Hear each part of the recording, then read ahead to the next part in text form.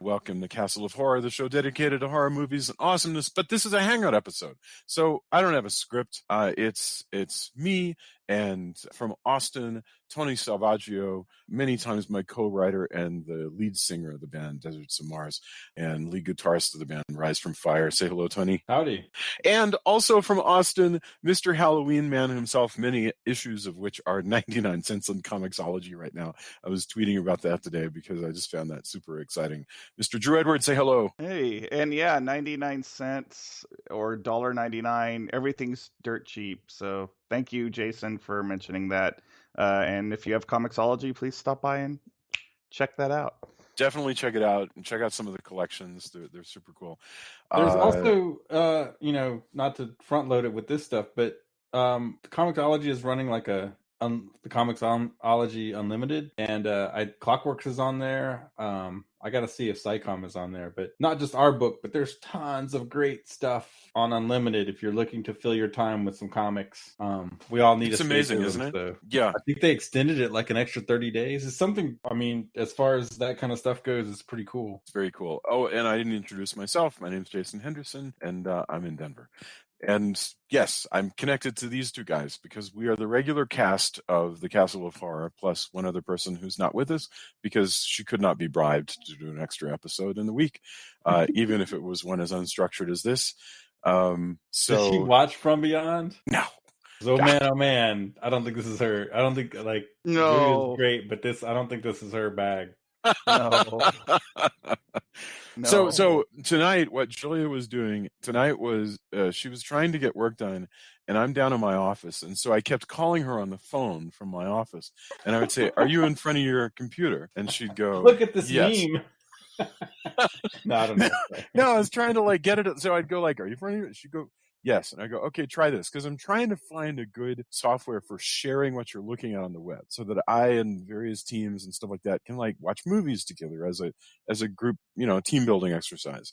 And so I'd be like, "Try this," and she'd this doesn't work for me. And so I'd hang up and go, "Okay, I'll try something else." And I'd call her again 15 minutes later and go, "Are you in front of your computer?" And she'd go, "Yes," and then and then we'd do another one. At one point, I brought in one of my teenagers, and she carefully explained to me how to install Discord. But that's still Discord, somewhat Twitch. I think there's some Zoom functionality.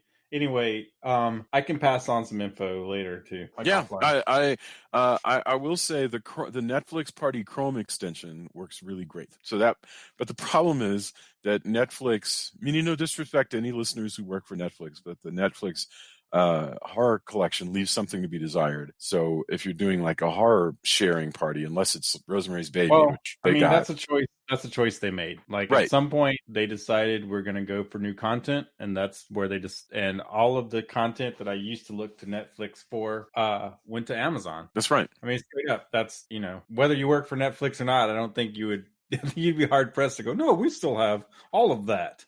Right. Which is true. Because it probably doesn't matter to you. I mean, chances are you're listen, you can keep your From Beyond and your Horror House and your Zombies of Moratau.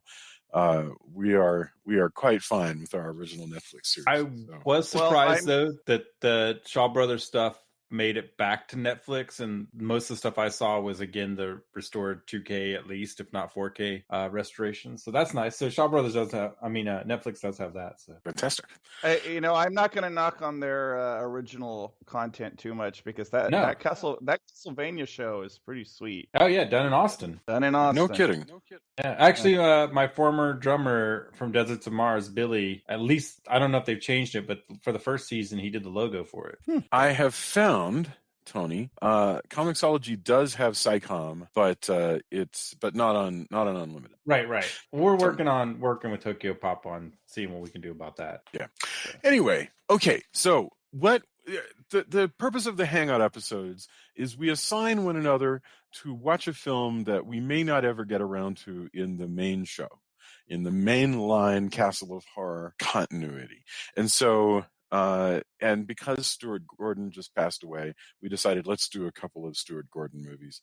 And so you guys said, after we do Dagon, because I'm a big Dagon fan, they said, let's do From Beyond. And very, very briefly, From Beyond is a 1986 Stuart Gordon film starring Jeffrey Combs and Barbara Crampton, who were both in the Re-Animator. And can somebody explain to me, basically, in a 30,000 foot view, what the plot of From Beyond is? Well, there is a pair of mad scientists, I think it's fair to call them mad, that have developed a device they call the Resonator, which stimulates your pineal gland. I hope I'm saying that right. Mm-hmm. Yeah. And it allows you to perceive another dimension, including creatures that exist where they're within. The one scientist, Dr. Pretorius, wink, wink, nudge, nudge, has his head bitten off by a creature that exists in this other dimension. Jeffrey Combs, who's playing a Dr. Tillinghast, is blamed for the murder. And so then we have Barbara Crampton, who is playing a somewhat unorthodox psychiatrist, and the great Ken Foree of Dawn of the Dead. Oh, he's so awesome. Playing a detective.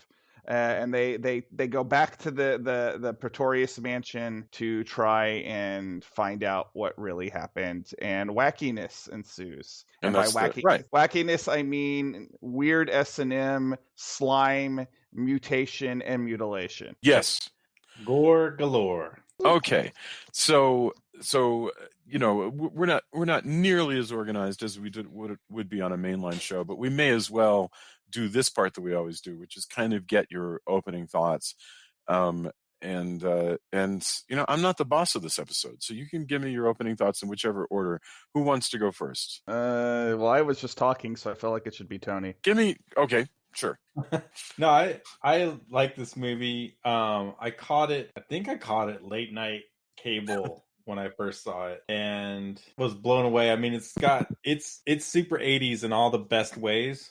It's 80s horror. There's just a look, especially at this budget level. Yeah. And you get people with really talented gore, practical effects gore people making insane creatures and makeup effects. And there's so much of that here. It's really insane. Barbara Crampton playing both pre-Harley Quinn kind of, I'm uptight, she plays the psychiatrist version of the librarian who lets her hair down.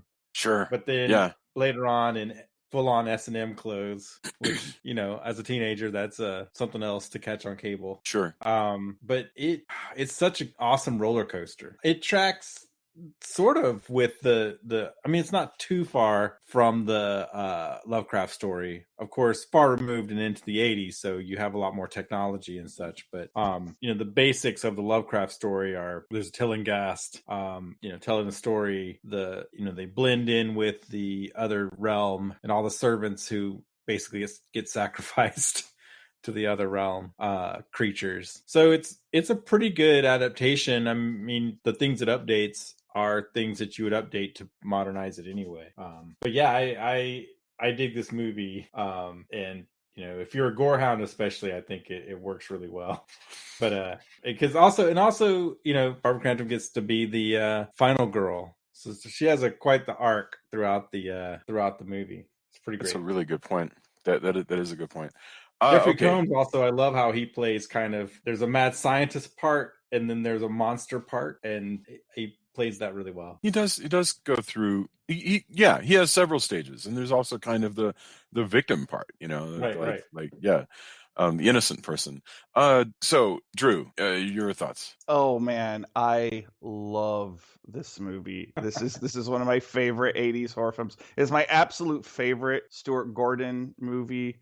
Period. Also, hats off to the late great John Carl Blucher, who did the monster effects in this.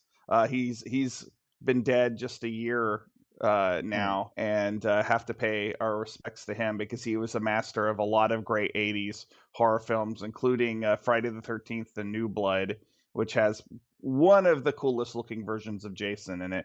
But but I digress. This movie is amazing. Like I feel like this is the type of art that I really like, where you get to see a particular filmmaker being able to explore their sort of weird side to its fullest extent, because it's gross, it's kinky, it's it's very in your face. It's got this weird affection for old Universal monster movies, but it's also got more slime than all 3 Ghostbusters movies put together in it. This is just an amazing piece of filmmaking to me, and it's one of the reasons why I loved Stuart Gordon. I actually learned just today that he filmed this and Dolls back to back, which is also amazing to me. So What's Dolls? I don't think I even Dolls, know. Dolls. Oh man, we should do that for Christmas if there still is a Christmas this year. Santa's still coming, Drew, regardless of pandemic. Yeah. He's not gonna let that happen. Not gonna let any boys and girls. Dolls is a killer doll movie. Okay. And it is charming and gothic, and actually not very much like this. It's not as obscene as this is, and when I call this movie obscene, I mean that in the best way possible, because I love how pervy this movie is. I love how weird it is. Like, when I used to try and describe this movie, I made a mistake in high school once. I remember the first time seeing this, and then being struck by it, and then trying to get some of my friends to watch it, and I kept describing the monster as a penis monster, and I quickly found out that is not a good way to get people to watch a movie. However, bless your twisted heart, Stuart Gordon. I can't. I love this. I love this fucking movie. No disrespect to Re-Animator, no disrespect to Dagon. This is tops to me. Interesting. It's also, you can watch this back to back with Hellraiser in whatever order you want, and it would be amazing. Yes. I agree with you about that. That's a really, really good point, especially because there's so much, when you think about both of those movies, if you close your eyes and just like instantly think of something, what I think about is the fact that both of them involve a lot of like running around in an attic, like the house is an attic, and yeah, absolutely. They work together extraordinarily well, and pulling people out of the other dimension, and yeah. Although I had not thought about that at all. Once again, it has to be said, Lovecraft would be turning in his grave if he knew that this movie existed and was an adaptation, because like all the sex stuff in this movie would have revolted him. How interesting. What have you done to my story? Well, I mean, so that's one of those. Maybe we put a pin in this and we get back to the sex stuff when we get to the point where she dresses up in the S&M costume. But I was thinking the naughtiness of that. Like, if you don't think there's anything particularly naughty about S&M, then it doesn't work in a horror movie. It becomes kind of boring because whatever. But if you can buy into the notion that there's something kind of kinky and weird, then it becomes more exciting. That's the only way that deviance works is if there's such a thing as deviance. So right, but I think it's not either no matter what in that part, it's not the norm. It's not the norm for them. Right. It's not the norm for her anyway. Right.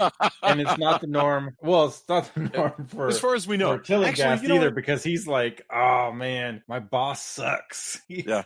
It's always the screaming. I mean, when we see the video, maybe it's not as consensual as it should be. Well, we don't know. But we don't know what to say. I don't know if Dr. Pretorius had a safe word. Right, exactly. I had the same thought. You can never tell how many layers there are outside of a video. But right. But you're right. Like when they turn on the resonator, everybody gets really horny. That's probably not an idea that Lovecraft would have been interested. That is definitely not an idea Lovecraft would have included. But going back to initial thoughts, I just wanted to share my thing, and you got to tell me how I'm supposed to feel about this. Well, it's not a huge problem with this movie. So I like the movie too, but there's a weird thing going on where is this video? Like, what is this? Because if I look at other films of the period, like Hellraiser or Witchboard or something like that, they're always on film, and there's a much lower res graininess to it. Is this just a much higher res image, or is this video that I'm looking at? How did you watch it? I'm watching it on Pluto. So you didn't watch it on? See, I have a Blu-ray of this, and it looks pretty nice. I think. Oh no, it doesn't look grainy. I'm saying it doesn't look grainy. I'm saying it looks extremely clean and crisp, as though which isn't to. I'm saying my one thing is I would have been a lot happier if it had more of a Amityville horror kind of film. But that's early. That's like late 70s, early 80s. This is like 86. Yeah, you're right. No, yeah, like the film grade had changed by then. Yeah, you know? I mean, you'll see. Like, this doesn't look any different than what I think of as, a lot of Full Moon Entertainment films from the era. Yes, it does. You're exactly right. It looks exactly like almost anything produced by Charles Band. Right. Well, it is.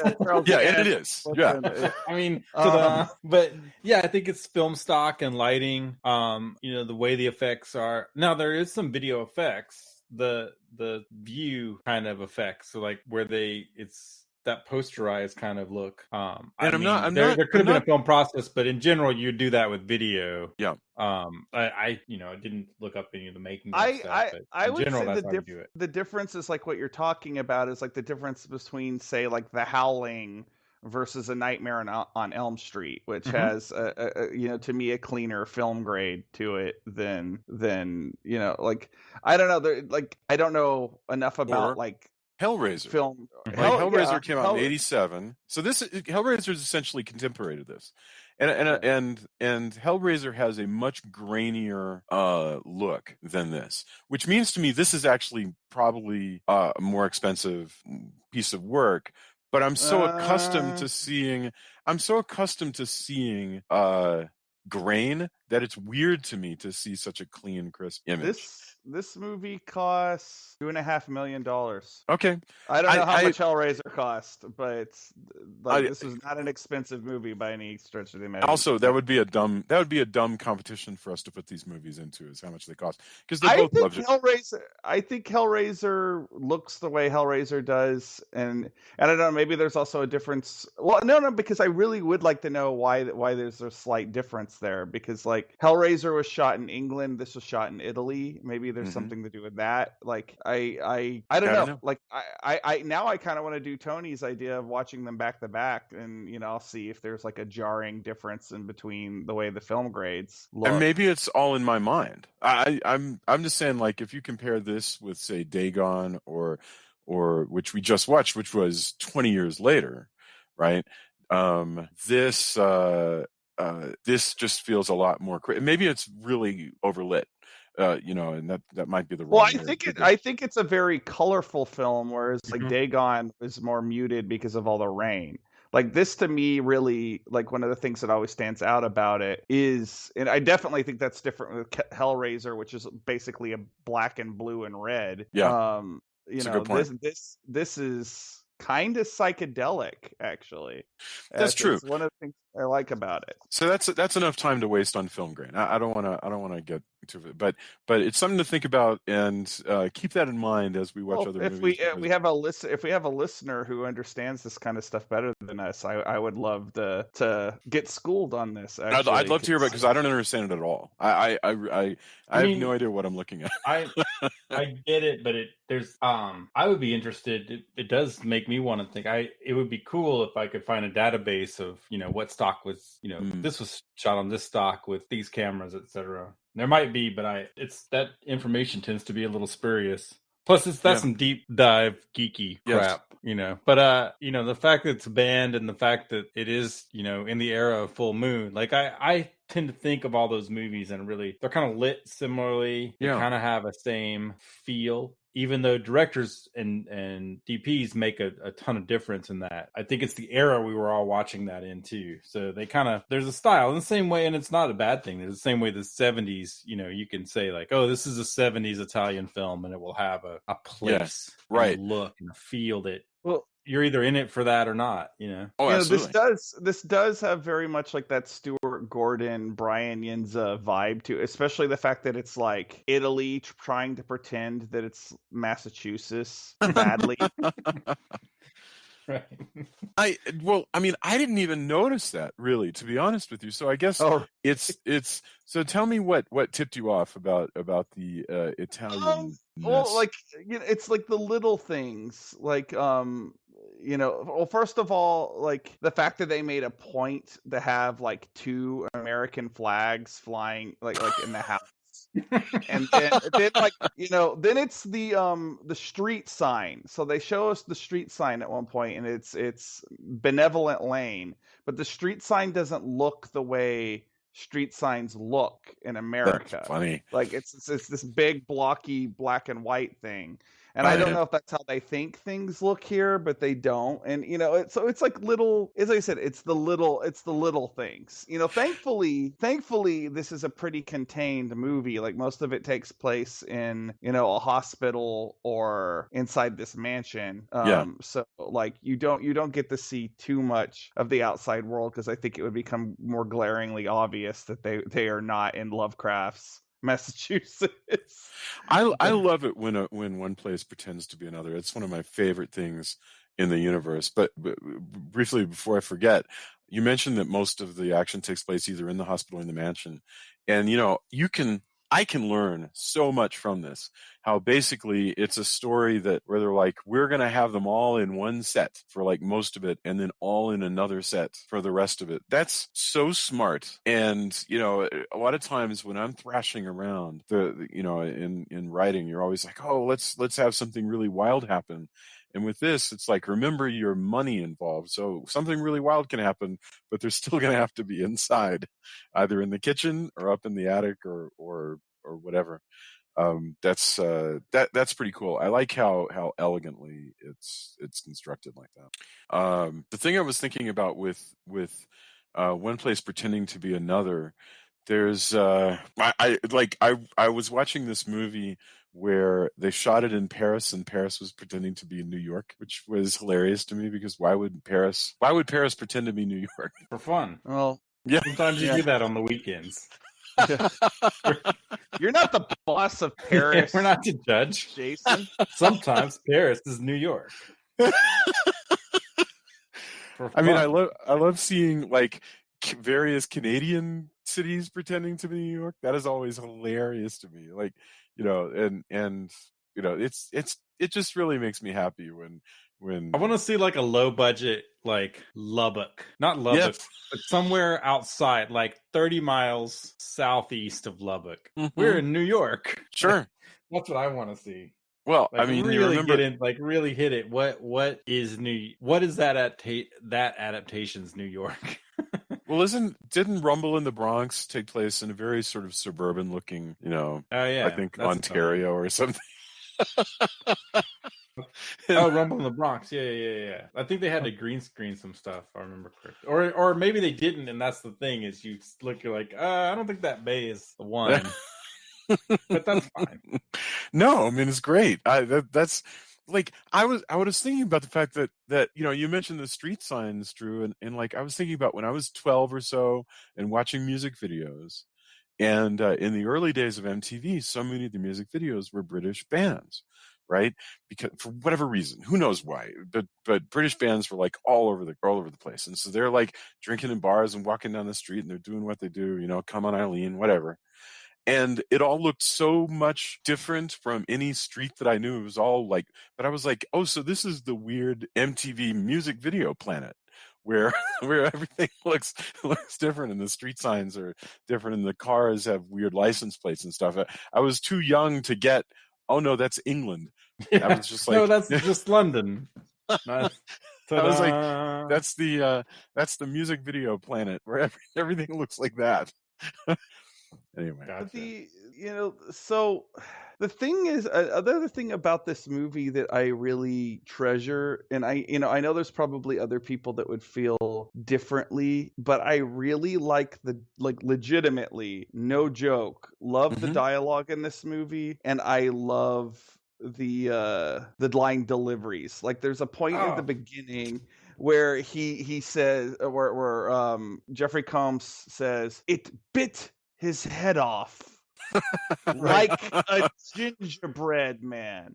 And then there's another line where Ken Foree is like, I used to play professional football. We were all crazy. And I don't know why, but like those line deliveries, it's one of the reasons why I know some people will be like, oh, that's a little overwrought, like that dialogue isn't realistic. I don't care, man. Like I love those lines. Well, what's great about it is everybody has their place, and you may think it's on the nose or not. I personally, I'm with you. I love it. Yeah. So, you have a uptight nurse. Oh, I can't believe this young, pretty woman, and who can trust her and her kind. And then you've got a overworked detective, and all of his stuff is, I'm an overworked detective, and fine.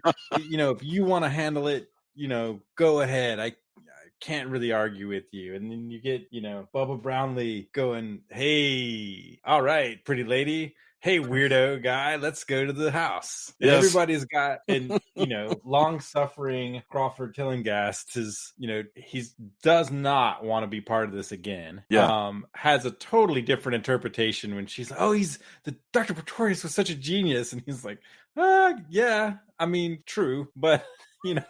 also started this resonator thing, which, ended up being really bad. And that's why I'm in an institution. Right. But everybody has, everybody has their place, and their dialogue is never really deviates much from that. But it's kind of magical in the way, it's a very pulpy kind of feel to it. Yes. And I mean that in the best possible way. No, you're right. That is it not plays like a knock. Well, like a comic book, like an old Charlton horror comic. With the way the lines are, you could say it's on the nose, but this is the style of this thing, Oh, it's because great. Hellraiser is not like this, if you want Right. to compare it to a contemporary film. Hellraiser, if you think back, has all kinds of like irony, but it doesn't have this sort of comic booky kind of dialogue.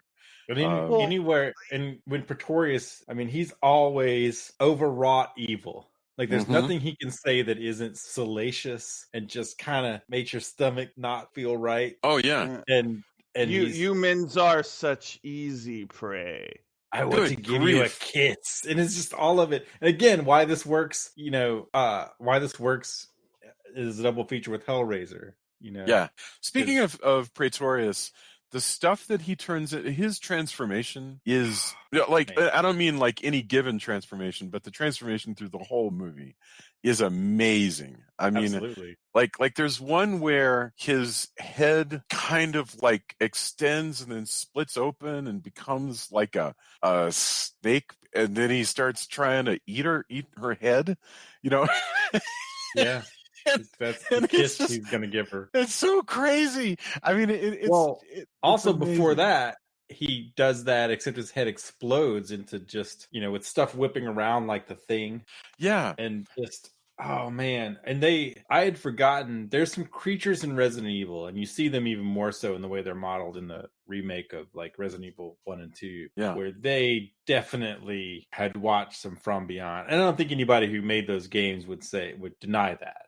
Right. Yeah. But I was stricken with how it all comes together, especially in the high res versions. It's like, oh man, I'd forgotten that's where they got this from. And how the nice gross touch that when she first touches him and pulls her hand back and it just kind of stays because he's not really he's like human turning anymore. Gelatinous. He's just a bag of stuff. Well, and his glee at being this new being, because like when you think about it, he got his head bit off and eaten, and then he somehow his mind became part of this interdimensional creature. Yeah. And like he has this glee at that. Oh, it was the most wonderful of experience. I'm paraphrasing, but right. Like the way all that stuff is like played, he's actually, like if they had done like From Beyond 2 or From Beyond 3, like he is a very sort of charismatic horror figure, kind of in the same way. I hate to keep making the Hellraiser comparison, but kind of, in that sort of Pinhead mold. It might just be the sexual perversion that makes No, but making he's me very think. much. You're right. Exactly. You're totally right that he's very Pinhead like. He's Well, the leader. he's Yeah. he's basically if Frank Cotton had become like a Pinhead. That's a great comparison, because he's not dignified the way Pinhead is. He's super sleazy. Yeah, That's but too deep. the way that Too deep a cut Frank for me. is What do you- always Frank is Fra- always just gross. Frank is the skinned man in the first Oh Hellraiser. yes, of course. You're right. Yeah. And Dr. Pretorius is here, so we know that he's not just a big perv, because again, I got no judgment about that, but that he's a little overwhelmed by his own perviness, so he carries it around into the rest of the world. He's possibly like has some form of erectile dysfunction. Yeah, there's reference to him being, and all of this kind of carries into his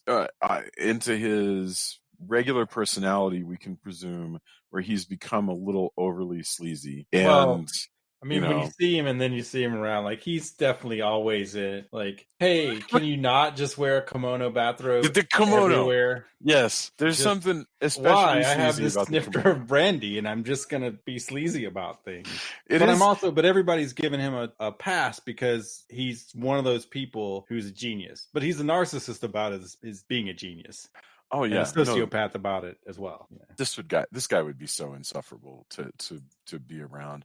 I mean, can you imagine? First of all, if you're, let's assume first that you're one of us, just some random cishet male working for this guy, and you're like, oh my god, my boss, this genius, all he does is wander. He keeps inviting me over, and he has a brandy snifter and a stupid black kimono. But if you can imagine how much worse it would be if you were his female assistant, and just like, oh god. I think that's how we ended up with Jeffrey Combs. I don't think there would be too many. I think once you saw the live-in sex dungeon, I don't think there'd be too many women. Most women would be like, nope, I'm out. It's no accident that basically every one of his monster forms are extremely phallic. This guy's a walking. Yeah. You might say that the sexual symbolism is kind of front and center in this film, and there's not a lot of subtlety to the giant phallic symbol he becomes. Yeah, but even despite Dr. Catherine, comes in and she's really taken, we have to do these experiments, is the only way. Of course, she's kind of seduced by the power of the machine. Yes. But even she has I think this would happen a lot in the kind of realm that he exists in. She's like, no, but he's a genius. I have to respect that. And there's something about him. There's some magnetism. Sure. Because those guys tend to have that. That's how they get away with things. Yeah. But, even then... Even through all that, she eventually goes, "Ooh, okay, yeah, that's not working." Oh yeah, truly. I mean, he's a monster at that point in time, but I think that's usually kind of how that arc works. It's funny how she gets, her complete weird transformation into where I don't even know how to describe it. The whole S&M getup that she wears, where and at the same time that Jeffrey Combs turns into his Gollum-like bald self.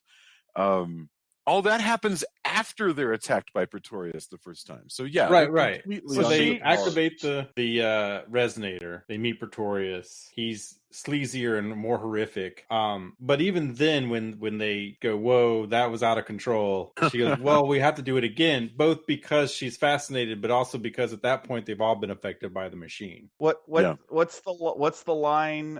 But she's talking to Ken Foree's character, and she says something about the discovery of the amoeba, and he's like, "Yeah, but the scientist wasn't down there on the microscope with the amoeba." Like He's great. Oh man, I love it.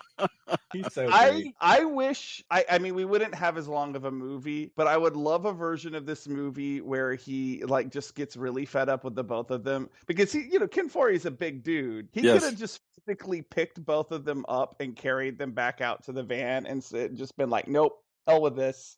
Right. We got proof. The headlock in each arm. Yeah. Just runs them out like, nah, man, we together are not doing this. You can go back in if you want, but I'm taking you out. We're going to figure this out. Can I ask a dumb question? This actually, it strikes me. We all three liked this movie. And yet, yes, these characters at any given time, it seems like, probably could have managed to get out of this house before it does the crazy things that it does to them.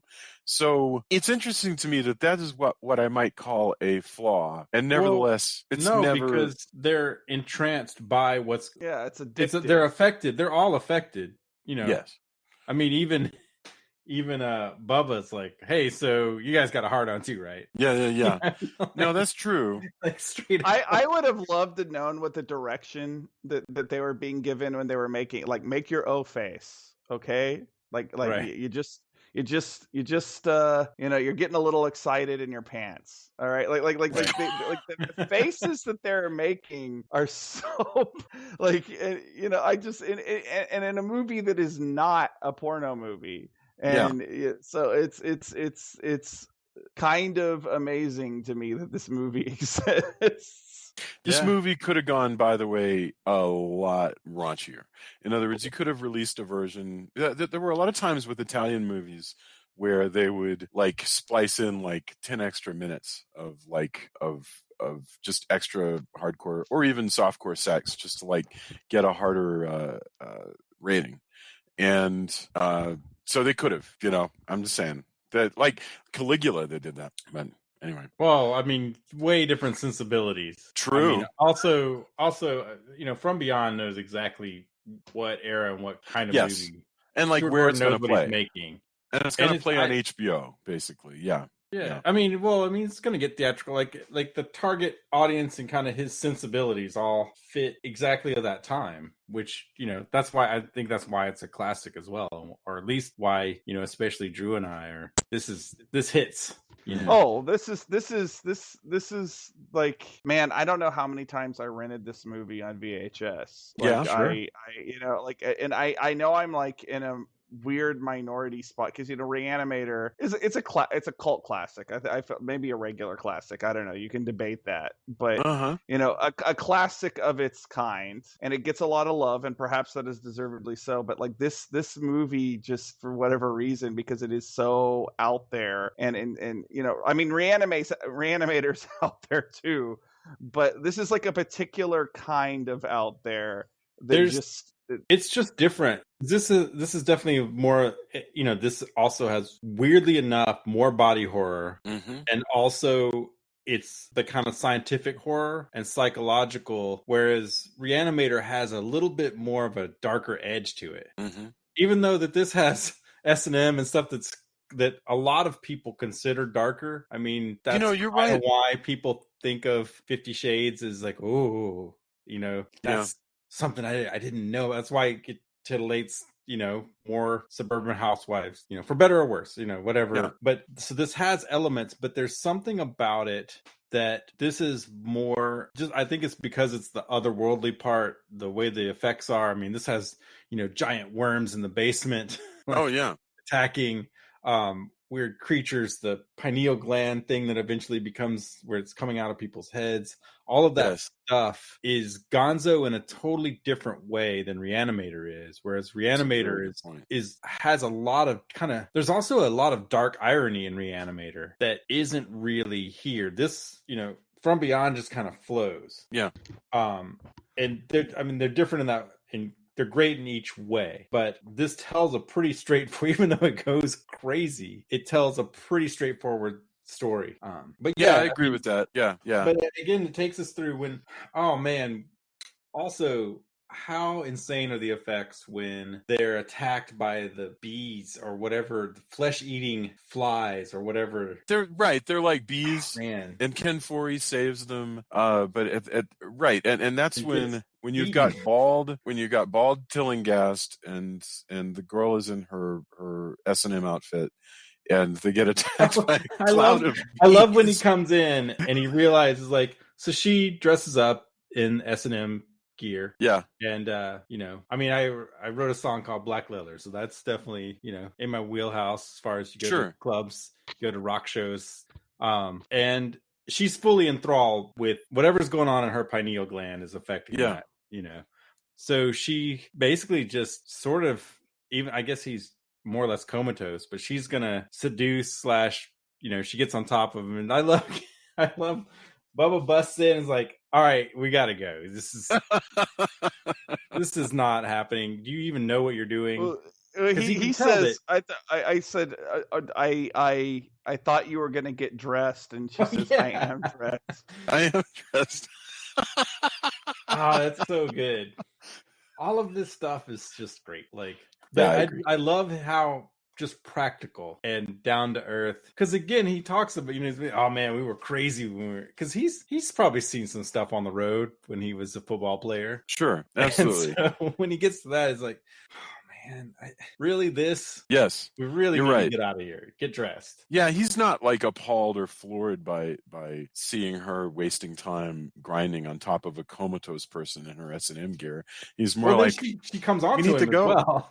Yeah. It's like, it's too bad. And he's like, just, all right, look. Because you can tell also he's kind of like, if this was a different time, maybe things would be different. Yes. But as it stands, I've seen a lot of shit, and we need to get out. Like, grab the guy whose hair has been eaten off and is in a really bad state, and we're going to get back to the asylum because we need to figure this shit out. But you're right, that scene leads right into...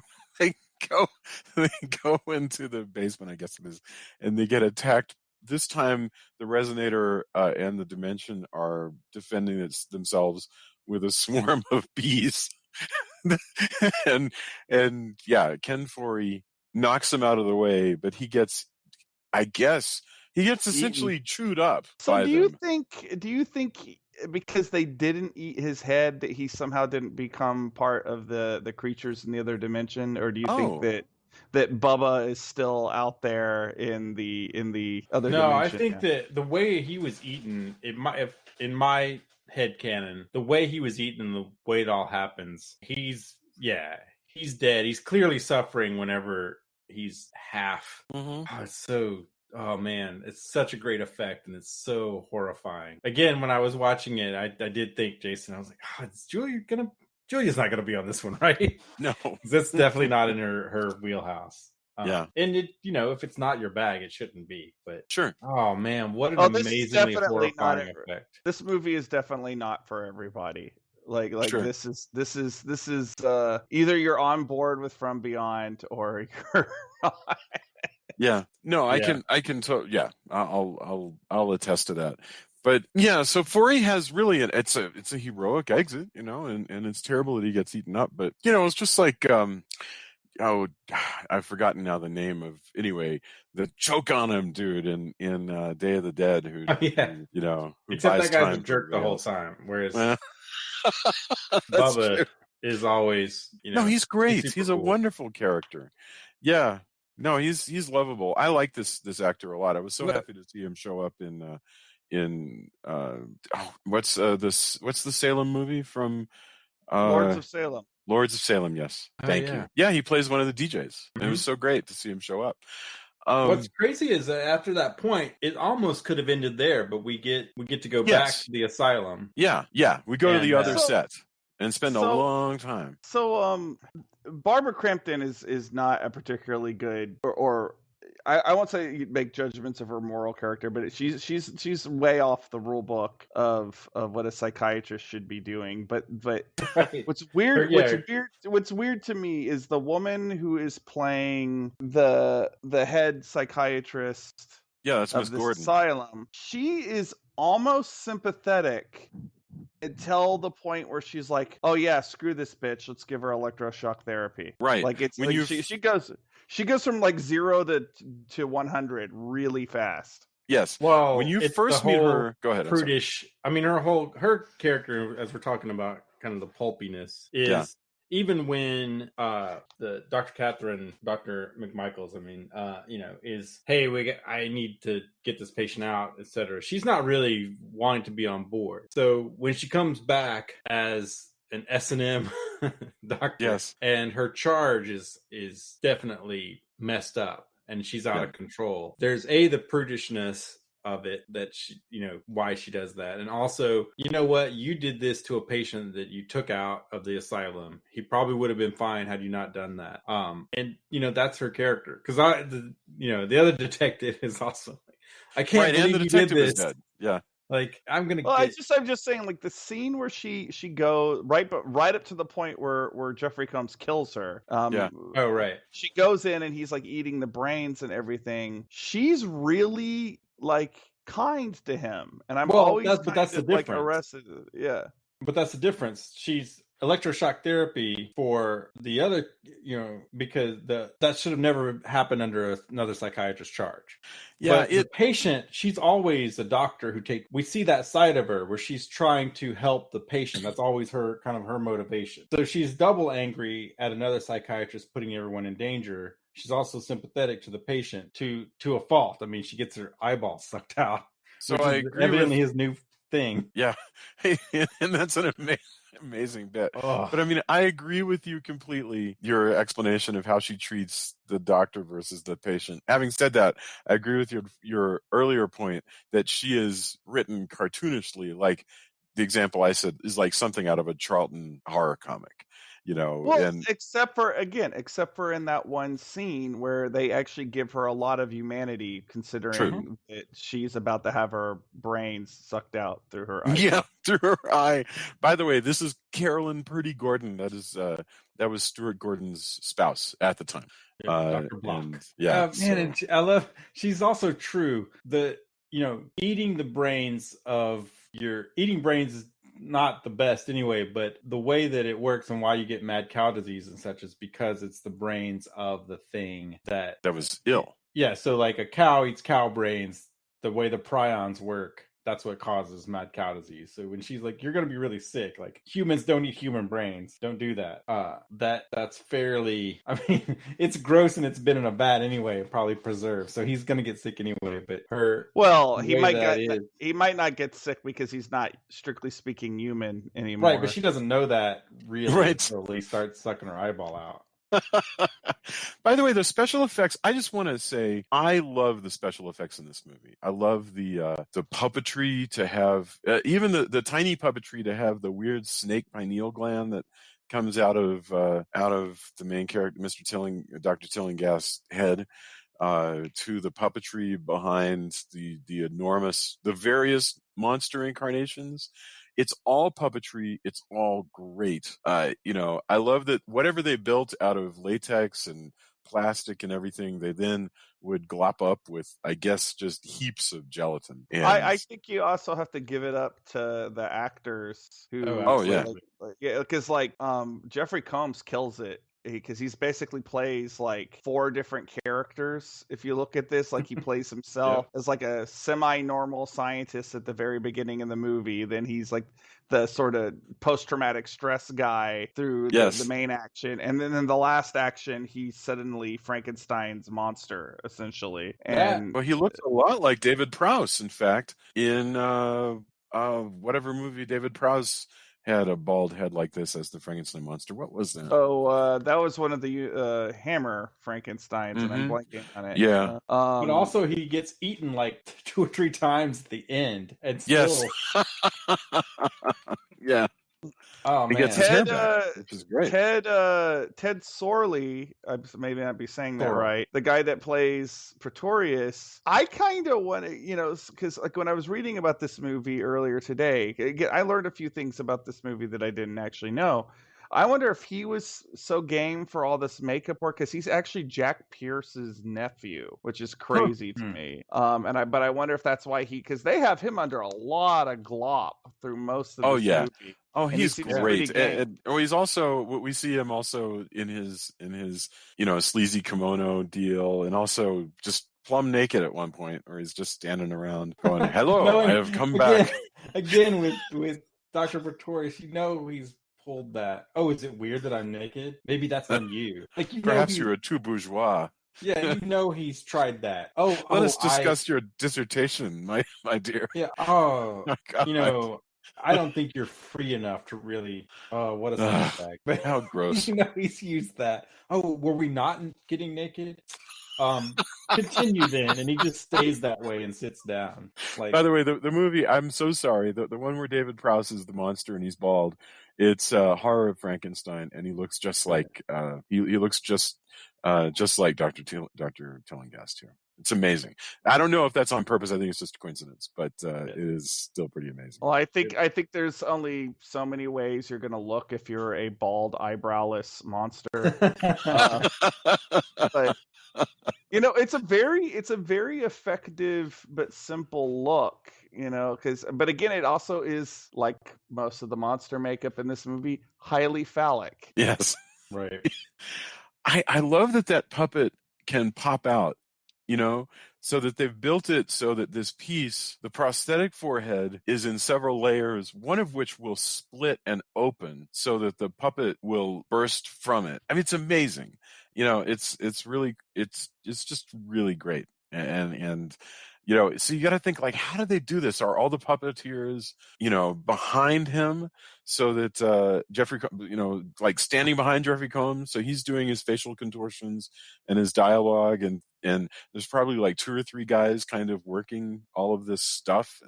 And I would love to see a reminiscence about how they did some of these things. Yeah, it's really great. And then, as he's sucking out people's eyeballs, Rampage continues. Dr. McMichaels goes back to blow up. Evidently, she's got enough contacts to get a bomb made up to take care of the resonator. Which is pretty impressive. Before we get too far to the climax, I wanted to talk about like the whole scene of her being in the asylum, because so like when they give her motivation about how like she became a psychiatrist because her dad was schizophrenic, and that was great stuff too. Yeah, and then she ends up in an asylum herself. Like, did that work for everybody? I mean, I know it worked for me, but I'm a sap, so Oh no, I think so, and I think that's we talked a lot about. Again, none of the talking about it character motivations being sort of pulpy is in my opinion, a knock. No. I think there's a purity to that, but I think when they do give more of those bits, they hit harder in a way. So once you find out what her motivation is, it's really actually like, wow, okay, well, that makes a lot of sense, So having her end up in an asylum that is tragic, because the last act is full of just more tragedy than the actual horror, in my opinion. Yeah. So you've got all this horrific kind of body horror, science fiction horror stuff, and there's some of that at the end, but in general, the tragedy of the aftermath of all that happens, basically in the beginning to in the middle part of the third act or whatever. The beginning of the third act, I guess. Yeah. All the asylum part, which is the lull in the action part, but then also builds into, how tragic, because everybody getting killed by or Tillinghast, who never wanted to go back anyway. Yeah, so that's a really good point. He's been a pawn. I mean, it's sad too, because he's been a pawn this whole time. Once he signed on with Pretorius, he's had to put up with a lot of stuff. When it ends, he thinks he's out of it. Maybe he's going to live in an asylum the rest of his life because he's he's like, hey, I'm not a murderer, but I'm not there either. And then because he's taken back almost against his will, I mean, he doesn't really have much of a choice, either stay in there forever as a murderer, or go back. So his transformation again is fairly tragic. Well, again, he's very much in the sort of Universal monsters kind of vein,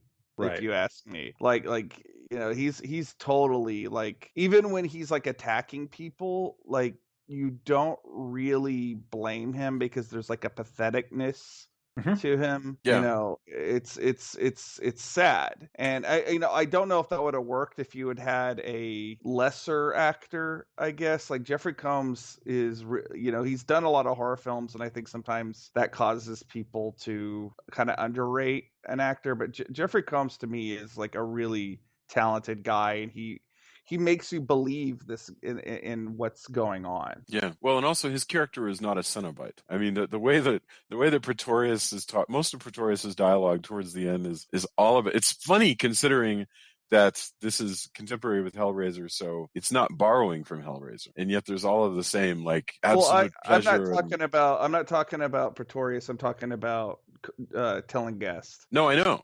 But I mean, my point is that he's undergoing a transformation that he doesn't enjoy, whereas Pretorius is all about, let me turn into a giant bug and like eat people's heads. And also his narcissism and is just full on being committed to this. Anybody who's lesser, he's decided, no, let me transform you because you're all gonna really dig being part of me as a monster. Yes, but mainly because you're gonna be part of me because I'm amazing. Do you think that there's anything left of like the monster that originally ate his head, or do you think he just completely took over? Because there's never any illusion that there's any of the previous consciousness left. So in the story, if I remember correctly, there's still the beast. I think I get the impression that it's such a perfect match that there's a lot that the beast is still the main driver, but Pretorius. Now you could take it. There's two different ways you could take it. Either they're such a perfect match, like I'm saying, where Pretorius is just they're synonymous, and they've this is a great symbiosis. Or Pretorius is so narcissistic and ego driven that he has actually taken over the monster. And I'm kind of unsure which of those. Now that I talk it through, is the actual one. But I think there's still symbiosis. No, I think he's a perfect recruit. I think that when he finally devours Jeffrey Combs, obviously, like there can be an internal war if there's two strong wills in here. Sure. So, like, I know I'm probably thinking too hard, but I am always left to like, how does that work? Right. No, I have no idea. I think they're just best buddy monsters at once. Pretorius is part of the creature. They've basically found this is monster Tinder perfect match for them. I can't believe, how did we not find each other sooner? You're right, human. You are an egotistical, terrible person, and that's the kind of moxie I dig. Well, let's go eat some other humans and show them what pleasure really is all about. The ones that we don't kill with flesh-eating bee flies. When you say it like this, like in all that references to Hellraiser tonight, I totally want somebody to do a comic book of From Beyond versus Hellraiser now. Absolutely, yeah. Because I think it would end up. I mean, the Pretorius close to the end is also more like the Doctor in part 2. So I think even though there's a symbiosis, I think at some point Pinhead's going to go, look, I don't care. You were always human. I may have been at one point too, but I've transcended that. I find it like just beneath me in a major way. You are sleaze, sir. I am pain. Yeah. Like, oh, that's cute. Look at you. I think that's how that would end up. But both the doctors in Hellraiser 2 and Pretorius would probably get along smashingly, unless it was more of like, now there's your side Fire Shark. It's a weird land kingdom-esque hospital where both of those doctors both get along, but snipe at each other constantly. That's a wonderful idea. They're the two alpha doctors, transformed and horrible, and yet, oh look, it's Dr. Pretorius. Oh yes, we meet again. You're a genius. No, you're more of a genius, and they just snipe at each other. No, actually, that's really funny because they're senior management. Because if you had a character like Jeffrey Combs who just has managed to become just the administrator of such a hospital and has to deal with these, otherworldly returned sniping satanic doctors who are constantly competing for grants and stuff. That would that would be great. and when people come in, they'd be like, "Oh, can I do an experiment on him?" No, you cannot. I love that idea.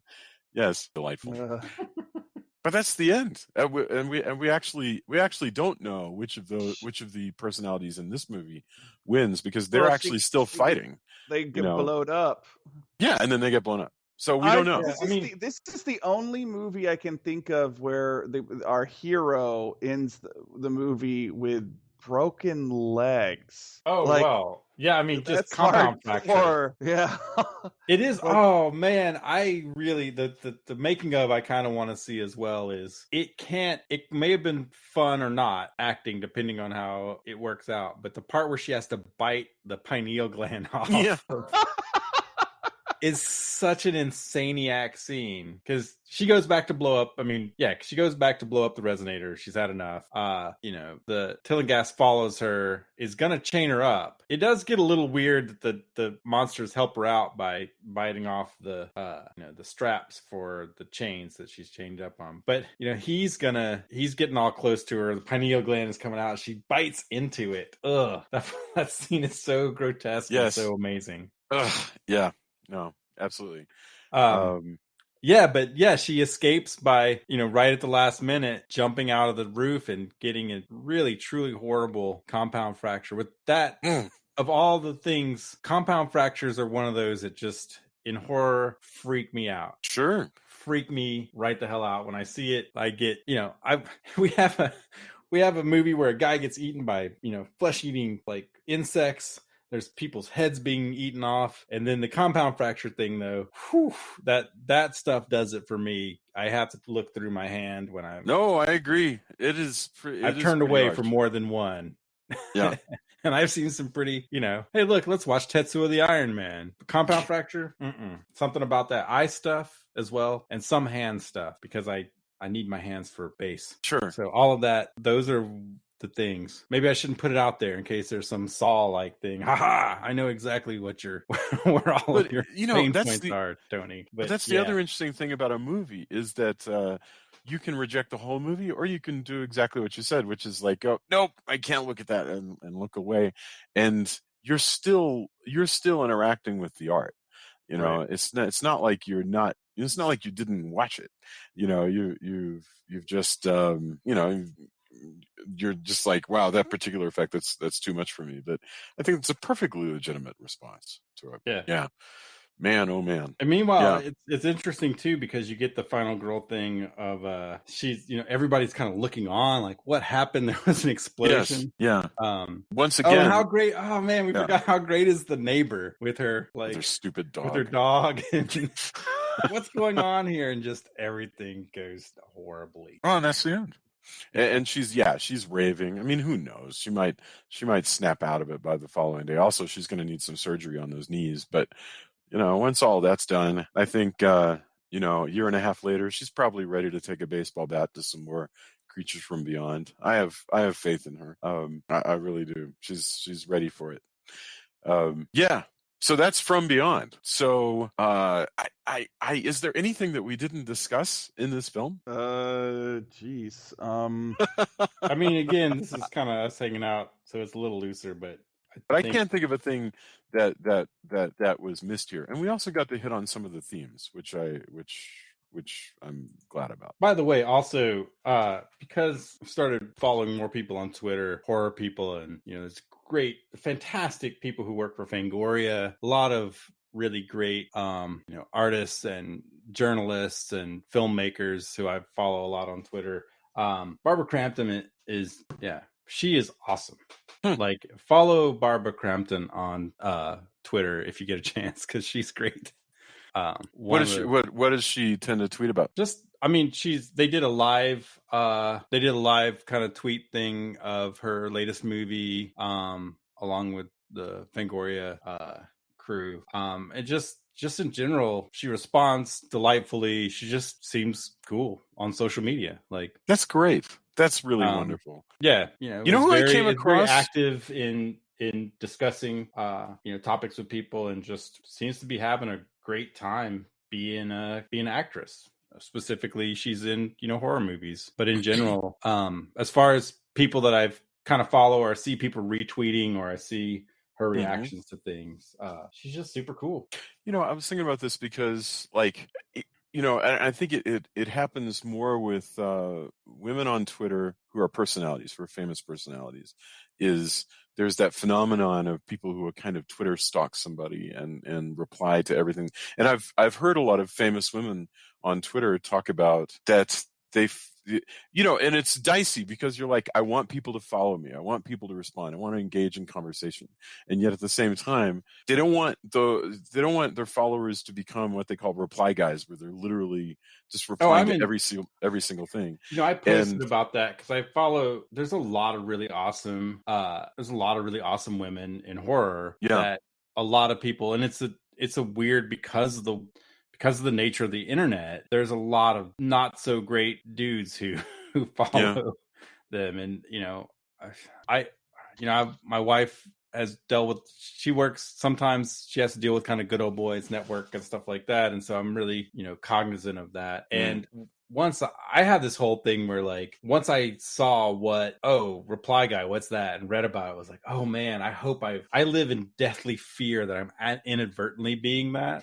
Yeah, me too. Yeah, I don't think I am, but I mean, being a dude on the internet, it's really just, I delete things all the time. I tweeted about that the other day. Like, it pains me to think that I may have inadvertently been that, like, just by trying to interact and go, oh man, this is a cool thing I enjoy. I don't know if I overthink it, but I think as long as you're thinking about it, maybe you're not overthinking it. I don't know, but I mean, one of the things that we also are not necessarily aware of or able to gauge is the clever thing that I say, or the clever thing that somebody else says to this person. We are, of course, unfortunately, one of like thousands of people if the person is famous or whatever, which is so yeah, I actually don't, because it's not something I have to deal with. It's more something I have to, as a guy, worry about participating in. I literally have no idea, and so yeah, I just try, I try my best not to participate. But anyway, all of that came out of, you were mentioning how Crampton is active on Twitter, and I was just thinking, what a brave soul to just wade into it. And when you have to deal with both people who are awesome, I presume, like I'm sure you're awesome, and people who are not so awesome. Oh man, well, just a good example, and this is what, like, I try not to reply, but there's times where I'm like, why did I look at the comments? So I followed that. I talked about it a while back. There's a mashup channel, and the mashup was Bob Marley and Billy Idol, and the keyboardist of Billy Idol's band in the video, she was posting, hey, I just saw this video. I don't know, I forgot when this was. It could have been years ago. And people go, oh man, you're so cool. Oh, you were so great. Hey, I kind of had a crush on you. And that starts to get, and then one guy just flat out goes, hey, I just whacked it to you. And you're like, why would that be the thing you do? Like, why do you think somebody's like, oh yeah, that is great, guy. Well, you're the best. Like, but it seems to this thing, there are guys who get off on fouling the conversation. They're like, hey, nobody else is going to get noticed, but I'm going to say something that's going to make everybody cringe or whatever. And that is a means of, of getting attention, and of it has a payoff. And, but it's because think about how many YouTube videos you've seen where there's somebody who says something really, really, really gross. And well, why? And the answer is because they don't like that the conversation's been more or less boring and polite, and they want to like leave a mark on it. I think it was so cool because it's not just the Billy Idol video. It's like a mashup. So the fact you have somebody who was in the band and was like, she was, giving out little tidbits of stuff, and everybody seemed to be having a cool time. Even the people where it got a little, like I said, oh man, I had a crush. Oh, I had your poster, blah blah blah. Where you're like, Yeah, which is okay. come I guess on. I guess that's okay. So But this, a couple people just, you're like, so what did they do? why did I look at this? And luckily, I think she just ignored that. But You man, can if it's like, can you downvote a comment on YouTube? So that it yes, you disappears? can, and you can have if it's the account holder, they can delete it as well. But oh man, it's that kind of thing. Like, there's so many awesome women in all of the genres, and cool people. And again, just why? Come on, people, let's not be gross. Like, it's just be supportive and cool. Yeah, no, I agree. I don't get why that, but I don't know. But again, yeah, I mean, so many people have to be brave because it's attention. so I'm many telling people you. suck. Hey, guess who I discovered on speaking of movie crushes? I don't even know if it rises quite to that, but I've always loved Joyce Heiser, who was the star of Just One of the Guys, which I love that movie. And from 1985. You may not even know the movie. I have no idea. It's about this hot girl who can't get taken seriously, and she wants to get a journalism scholarship, and so she basically transfers to a high school across town and goes in drag as a boy so that she can join the journalism thing, and it's a great movie. It was really good. From Lori Gottlieb directed it back in, like, I think it's 85, 86. And anyway, so I posted. Somebody said, "Hey, tell me some good movies I should watch." And I go, "This movie was really good, and it starred in it." And I found Joyce Heiser. I tagged her, and so she was like, she joined in the conversation. Hey, I do think this movie had a lot of nice things to say. She didn't. It's not like she got into a long conversation, but she was very gracious and cool, which is very cool for a person who definitely probably doesn't necessarily want to be answering questions about a job she did 30 years ago.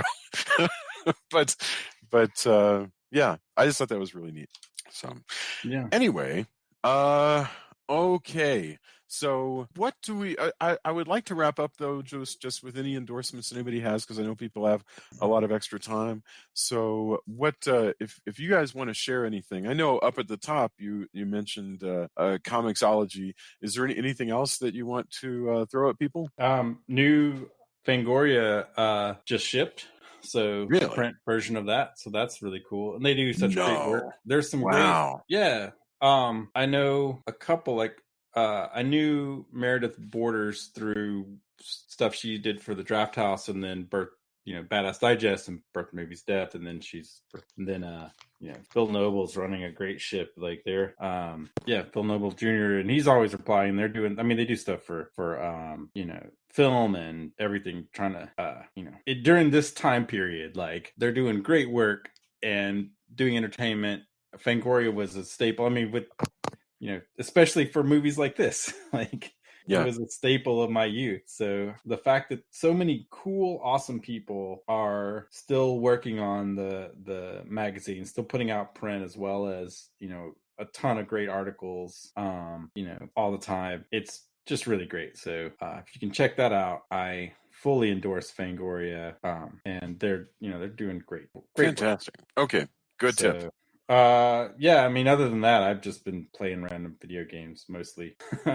my Zen, this is so, like, I always feel like I don't know, anybody who watches Metalocalypse, like, there's the character Toki, and he's super metal, but he's also, you go into his room and it's like unicorns and plastic models and stuff like that. I always feel like I'm the Toki in the band. So my Zen has been playing Animal Crossing and listening to, catching up on heavy music, like lots of stoner rock and lots of new stuff that's come out. The new Lucifer album is great, by the way. And so I've listened to all this while I'm designing geeky anime costumes that you can then like share your designs. So you can make t-shirts and stuff like that. So people have made, I work on the show Ruby. People have made Ruby costumes. I made, like, Evangelion, Fist of the North Star, what else? Captain Harlock shirt. So for the people in Animal Crossing. And that's been it's like the pixel art basically. So it's like a 32 by 32 grid. And then each thing you can make different sleeves and stuff like that. So I've been designing geeky anime costumes when my insomnia is bad while I listen to heavy music. That's been my zen. That's fabulous. That's really it's fabulous. So ridiculous and stupid. And I'm sure there's some metal communities who want to kick me right the hell out, but I don't care. That's what makes me feel good in these weirdo times. Drew, what about you? Well, it's funny. We've been talking about Hellraiser a lot tonight. My endorsement is actually Hellraiser related. I have been reading over the last few. I've been catching up on a lot of reading that I don't normally have time to do, and one of the books that's been sitting on my shelf since Christmas is a book called Sherlock Holmes and the Servants of Hell by Mr. Paul Kane. And it is a crossover book in which Sherlock Holmes is thrust into the events of Clive Barker's Hellraiser. Which has now been, of course, propelled back into the Victorian era. Wait! Is this an official release, or is it Barker, approved by Clive Barker? Wow, that's fabulous. It is sounds like it wouldn't work, but it actually works really, really well. I haven't finished it yet, but it is definitely a page turner. I also want to say, like, I have recently become friends with the author on Facebook, and he was very happy to answer a lot of my questions about the book, and he also wrote the official the ultimate guide to the Hellraiser movie franchise. So this guy knows his Cenobites backwards and forwards, but he does an excellent job of also recreating Doyle's writing voice as well. So it seems like the most odd pastiche that you could actually ever do, but I'm telling you, it's been a really entertaining read so far. No, man, that sounds fabulous. Nothing odd about that. I may have to get it on my Kindle. Oh, Jason, I did get the novelization of Twilight Zone. Did you? No, me too. I found it as well. I did order get it on that. paper. Did you get the EPUB, the electronic one? Oh yeah, I ordered it because I just wanted to have a copy. I also found I need to. You posted that you have this like shelf full of rotting paperbacks. I have 2 bins full of them. I need to do the thing where you kind of de-rot them because there's no way they can come in my house. Rain's a super sniffer, and she was having none of that. And not to knock her, that's a valid. Like I agree with her. When you say bins, you're talking about the big closing like tubs. Yeah. I have 2 bins full of books that my parents gave me. But I noticed the other day, and they do reek of old paperback, which I need to fix. But I noticed like I had Choose Your Own Adventure books I'd forgotten about. So all of the fighting fantasy books, which I love. Also, I'd forgotten they made Car Wars game Choose Your Own Adventure books. And I forgot I had those. And man, now I want to de-smell. Well, I don't know what you can do to de-smell them, but those things will last. They make some stuff that or you can, there's different ways anyway. Yeah. Those things will last a long time. I mean, I've got some Agatha Christie's from the 40s up there, but so what mine are in is in this little cabinet that closes. Right. So when you open it, it's like instant used bookstore, right? It's so great. It is perfect. I don't think that would work. Plus, we don't have room for a cabinet. You would have to get like a man-sized safe if you have 2 bins worth of them. Right. But that's really. I noticed I was looking for my older Dungeons and Dragons stuff, and I think it's possibly. But there's a ton of old comic books, and then a bunch of Choose Your Own Adventure books, and not a lot of novelizations that I need to reread, like the Wizard of Oz movie novelization. I talked about it, but I used to collect those. Like that at the time, we didn't have a VHS deck, so rereading these novelizations was my VHS. Absolutely. There's one that I really want to get my hands on, which I know I've talked to Drew about this one before, which is the Creature from the Black Lagoon novelization, which is completely. There's 2 of them. And I'm not talking about the good one. There's one that is a complete deviation. I apologize. From deviance, you say? Yes, Dr. Pretorius. Excellent deviance. No, but it's like apparently it's weird as all get out, where it's the writer just decided, oh, what the hell, nobody's going to read this. And so the creature, instead of being Gillman, is apparently like the size of a whale. And he's gigantic. Whoa, that's crazy. And, he squashes somebody by falling on him. So I've got to read this. He's also a lawyer. Have you been fallen on by an enormous creature from the swamps? Yes. Was it me? Listen, Gillman lawyer. I don't understand complex things like fire. Exactly. I am but a simple gill man, but in this court, everyone is equal. I loved the one we did where the gill man put on a suit, and I mean, this is just so remarkable. That was my favorite. The Creature Walks Among Us was the one that was the most like soapy and like I don't know, noirish of all of them. I loved that one. That was a good bunch of episodes. The Creature from Black Lagoon episodes of the day. So was fun. Yeah. Well, anyway, okay. My endorsement, of course, Isonation came out this week. Castlebridge Media has released its first novel, so I encourage you to go check it out. It is $2.99 on Kindle. I want you to check out this book and put up a review and let us know what you think. I'm really happy. It's the first novel, and it's not our last. We have Isonation came out this week. We're going to have a book on Gothic horror movies coming out in the summer. We're going to have another of the anthologies coming out in the summer. We're going to have a novel that don't tell anybody will be me using a pseudonym in the summer. So we are starting our novelization. Is world. it your name backwards? Because that would be awesome. How would you even pronounce that? It doesn't matter. No it's sage. like Alucard, And then somebody holds it up to the mirror and goes, Jason wrote a book. Anderson wrote this.